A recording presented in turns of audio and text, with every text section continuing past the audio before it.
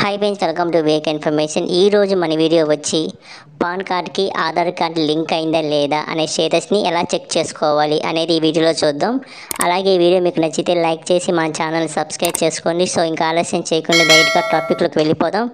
ముందుగా మీరు ఏం చేస్తారు ఫ్రెండ్స్, ఇలా బ్రౌజర్ ఓపెన్ చేసుకోండి. ఓపెన్ చేసి ఇక్కడ ఇన్కమ్ ట్యాక్స్ అని క్లిక్ చేయండి. చేసి ఎంటర్ ప్రెస్ చేయండి. చేసిన తర్వాత మనకి నెక్స్ట్ పేజ్ ఓపెన్ అవుతుంది. ఇక్కడ చూసారు ఫ్రెండ్స్, మనకి ఫస్ట్లో టాప్లో కనిపిస్తుంది కదా హోమ్ ఇన్కమ్ ట్యాక్స్ డిపార్ట్మెంట్ అని, అది క్లిక్ చేయండి. చేసిన తర్వాత మనకి నెక్స్ట్ పేజ్ ఇలా ఓపెన్ అవుతుంది. ఇక్కడ చూసారు కదా ఫ్రెండ్స్, మనకి ఇప్పుడు ఏంటంటే ఇది మన పాన్కి ఆధార్ కార్డ్ లింక్ అయిందా లేదా అనే స్టేటస్ చెక్ చేసుకుంటున్నాం కాబట్టి లింక్ ఆధార్ స్టేటస్ కనిపిస్తుంది కదా, అది క్లిక్ చేయండి.